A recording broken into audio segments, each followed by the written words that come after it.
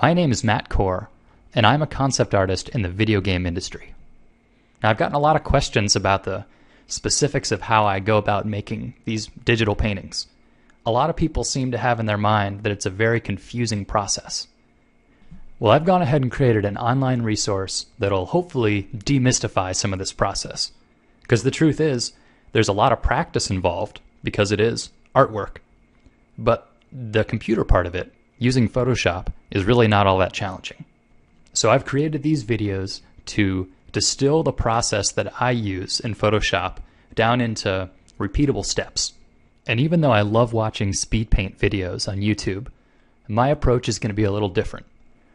Instead of showing you exactly how it is that I approach a single illustration, I want to try and communicate the general principles that I use so that you can then take them and apply it to whatever it is you want to work on.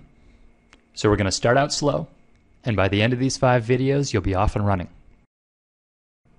So now I'm going to show you the difference between using a mouse to draw versus using a Wacom tablet. So first I'm going to draw with my mouse.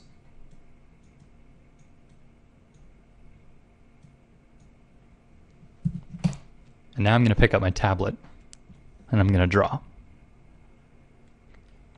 So there's a couple things you might notice. On one hand, the mouse has only a binary action. It's either on or it's off.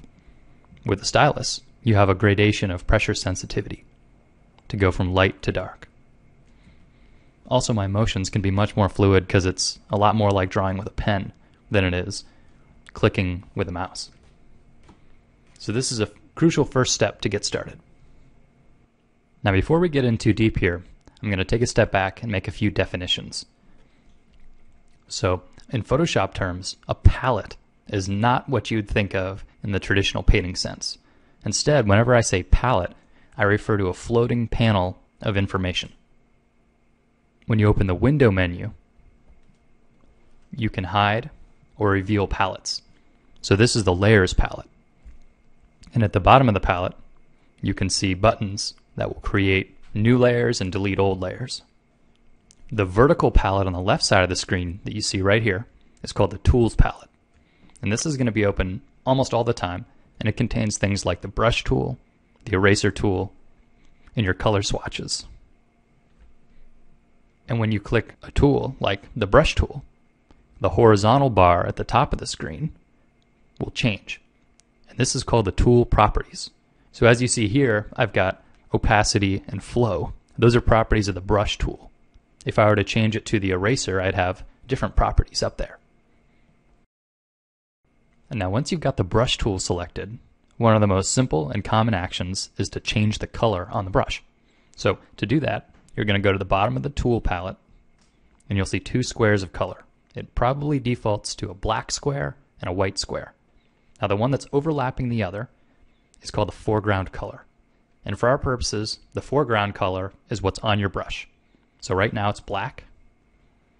And if I want to change it, I click on this foreground square and a new window opens called the color picker. So you can manipulate the color here, choose one you like, and click OK. And now you have a new color on your brush. Now you're watching this video because you want to use Photoshop for painting. Now the fact is, other artists use Photoshop for all manner of purposes. Some use it for web design, others for photography. There's just a lot to it. When I'm painting in Photoshop, I'm only using a small fraction of what it has to offer. And that doesn't really slow me down. I don't need to use all of the different tools all the time. So it's good to know what bits of the interface you should have on screen and what bits you can just hide and forget about. The ones I like to display while working can all be found in the window menu. I like the tools, the layers, and the navigator.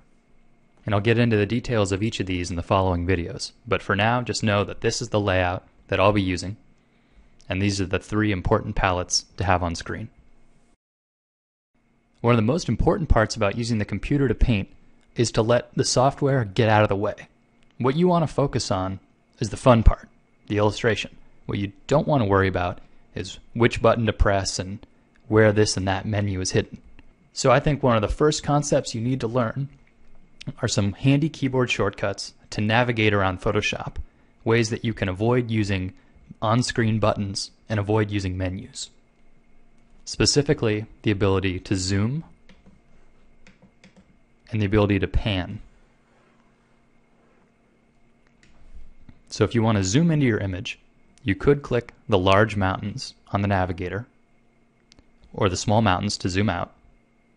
But I'd argue that it's better to use a keyboard shortcut. And on the PC, that's Control plus and Control minus to zoom out. Now when you're zoomed in, no matter what tool you're using at the moment, if you hold down spacebar, your cursor will change into a hand, and then you have the ability to pan your document. And finally, at any time, if you hit Tab, you'll hide the interface. And now you can paint full screen.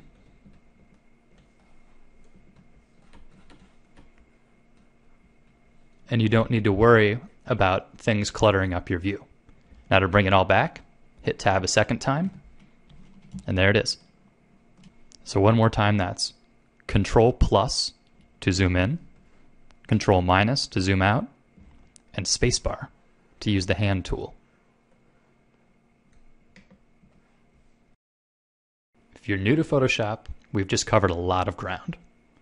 Now when I'm learning new things, whether it's painting or whatever it may be, I like to review what it was I just learned in a safe environment. I don't want to try out the new technique on my next illustration. Instead, I'll just make some little worksheet and I'll give it a few tries until I feel comfortable with it. So I'm going to end each of these introductory videos with a quick worksheet for you to do that'll help you reinforce the techniques I've just covered. So in this case, the goal is going to be to work with those navigation keyboard shortcuts. So the first step is to get the brush tool, and with the color picker, pick a red color. And in the upper left-hand corner of your canvas, draw a triangle.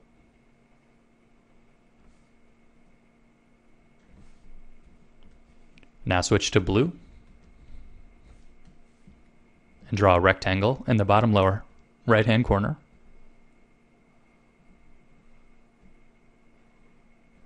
And finally, with green, make a sort of a squiggle path between the two.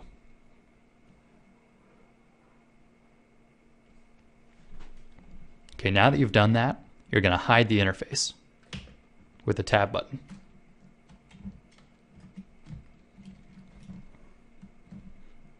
And your goal is to begin by zooming in to let the triangle fill the whole screen.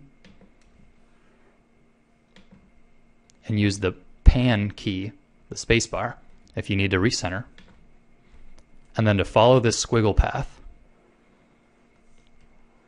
all the way down to find the rectangle at the other end. And then zoom out to reveal the whole document. And then try it again. Zoom into the triangle. Follow it along.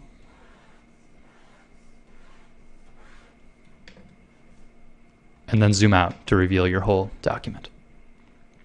Now this may seem incredibly rudimentary, but believe me, getting really familiar with zoom and pan will make everything else about Photoshop easier.